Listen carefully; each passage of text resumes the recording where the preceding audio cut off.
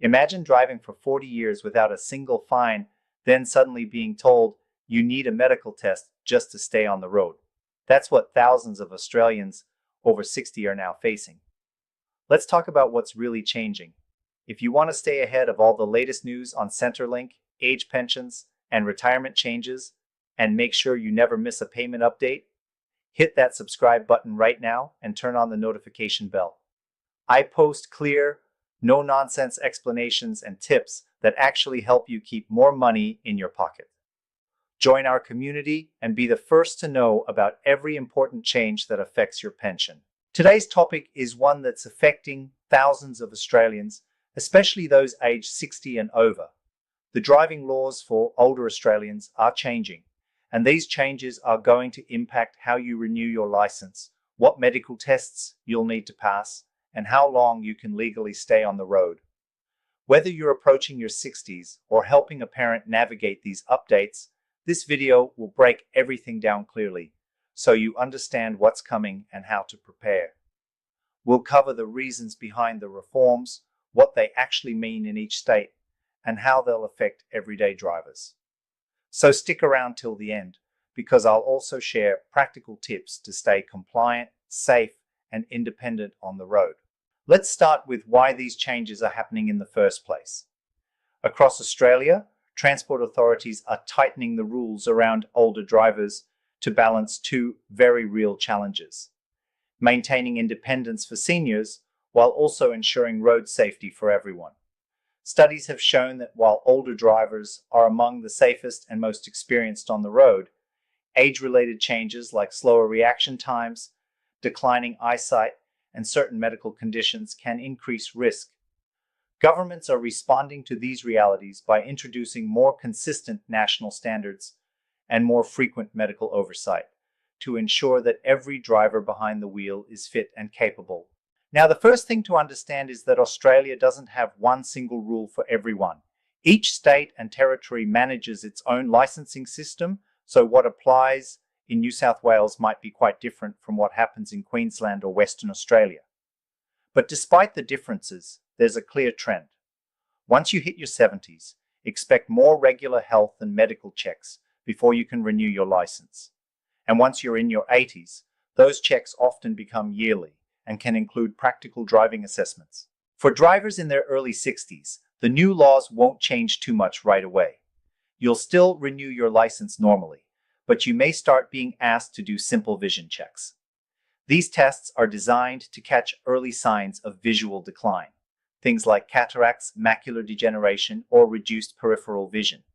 Even if you feel your eyesight is fine, these tests can reveal issues before they become serious. If your doctor recommends further assessment, that recommendation now carries more weight than before. Medical professionals have a legal duty to report any conditions that could affect your driving ability. Once you turn 70, things become a bit more structured. In states like New South Wales, you'll be required to undergo a formal medical assessment to renew your license. That means visiting your GP for a full checkup. They'll look at your eyesight, your reflexes, your mobility, and even your cognitive health.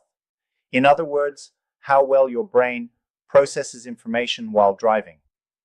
If your doctor spots potential issues, you might need to take a practical driving test, or you might be granted a conditional license that restricts where or when you can drive. Once you reach 75, the requirements increase again. In Queensland, for example, every driver aged 75 or older must carry a current medical certificate that proves they're fit to drive. That certificate is valid for 1 year, meaning you'll need to renew it annually. Western Australia also requires annual medical checks from age 80 onward, while New South Wales introduces the possibility of mandatory practical driving assessments after 85. So as drivers age, the process becomes more frequent and more personalized. The focus shifts from just checking age to monitoring health and performance on an individual basis. Let's go around the country for a quick snapshot. In New South Wales, drivers from age 70 need a medical assessment at Renewal. From age 85, you'll also need to pass a practical driving test every 2 years, unless you choose to restrict your license to local areas only. In Queensland, once you hit 75, you must always carry that medical certificate I mentioned. In Western Australia, the system becomes stricter at age 80. That's when annual medicals are required, and the Department of Transport may request a driving test depending on your health.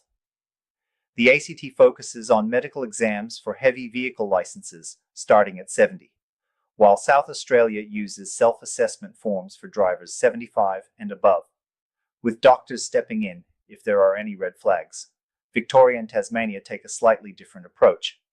They don't impose medicals purely based on age, but if a doctor reports a medical condition that affects driving, you'll be assessed right away. And finally, in the Northern Territory, the rules are more relaxed, but drivers are encouraged to self-report any health issues and undergo vision tests every 5 years. Now let's talk about what happens during a medical assessment. It's not just a quick checkup, it's a structured process designed to ensure safety without unfairly penalizing older drivers. Your doctor will start by reviewing your medical history. They'll ask about medications, chronic conditions like diabetes, heart disease, or arthritis, and any recent surgeries. You'll usually complete a vision test to assess how clearly you see and whether your peripheral vision meets driving standards. They'll check your reflexes, muscle strength, and coordination. In some cases, a simple cognitive screening may be done, not a full memory test, but a brief evaluation to make sure your attention and reaction times are safe for driving. If you pass everything, great, your doctor will sign off that you're fit to drive.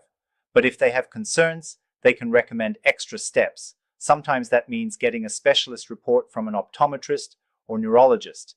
In other cases, the Transport Authority may ask you to complete a practical driving test with a certified assessor.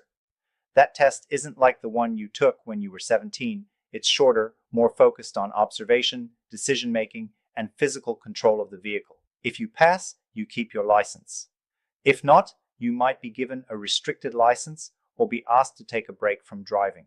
The key point here is that these changes aren't meant to take away independence. They're meant to make sure that every driver, regardless of age, can safely operate their vehicle under real-world conditions. For most people, it's just another routine check, like renewing your passport or updating your health insurance. But for those with serious health issues, it can become more complicated. Some drivers find themselves having to report conditions like seizures, sleep apnea, or cognitive decline. In fact, failure to report a significant health condition that affects driving can now lead to fines, license suspension, or insurance complications if you're involved in an accident. Let's talk about the emotional side for a moment. Losing your license or even facing the possibility can be incredibly stressful. For many Australians, driving represents freedom, connection, and independence. It's how we visit family, do our shopping, or simply enjoy the outdoors. That's why authorities are working to build a balance, protecting safety without taking away autonomy. Conditional licenses, for example, allow many seniors to keep driving within safe limits, maybe only during daylight or within a certain distance from home. It's not a punishment, it's a compromise designed to keep you mobile and safe. So, what can you do to prepare? The first step is awareness. Don't wait until renewal time to learn about the new rules. Visit your state or territory's transport website now and read up on the age-based requirements. Book your medical appointments early, especially if you know your renewal is coming up. Keep your health records organized and stay in regular contact with your GP. If you wear glasses or hearing aids, make sure they're up to date and in good condition. If you've noticed any change in your reaction times, mobility, or confidence behind the wheel, consider booking a voluntary driving assessment.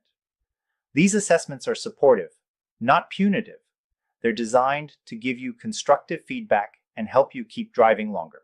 Another powerful thing you can do is focus on your physical and mental fitness. Regular exercise, good sleep, and a balanced diet all help you stay sharp and coordinated on the road. Keep your eyes checked every year. Stay socially active and mentally engaged. Research shows that active seniors tend to have better driving awareness and reaction times. Driving is a complex task that involves vision, focus, memory, and coordination. The healthier you are, the more confidently you can demonstrate your fitness to drive. Of course, not everyone will find this process easy. Some rural and remote Australians don't have easy access to medical professionals or testing centers. For them, the new rules could feel like an extra burden. There's also the cost factor. Medical certificates and specialist reports can add up, especially for those on fixed incomes. Critics argue that the system risks unfairly targeting older Australians, especially those who have driven safely their entire lives. And there's a concern that age alone shouldn't determine a person's ability to drive, that we should focus on actual fitness and ability, not just birthdays. These are fair criticisms, and it's a conversation worth having. The goal should always be fairness, safety, and dignity. If you ever feel that your assessment was unfair or that you were treated unjustly, remember that you do have rights. You can appeal certain decisions, request second opinions, or ask for a restricted license instead of full cancellation. It's important to advocate for yourself, because driving is about more than just getting from A to B. It's about independence, confidence, and connection. To put all this into perspective, let's look at a few real-world examples. Margaret is 72 and lives in Sydney. She has mild blood pressure issues but manages them well. She completes her medical assessment, passes her vision test, and her doctor clears her without restrictions. John, on the other hand, is 78 and lives in Brisbane. He's recently been diagnosed with early macular degeneration. After his checkup, his doctor recommends a driving test. John passes, but his new license restricts him to driving only during daylight hours. Then there's Alice, 82, in Perth.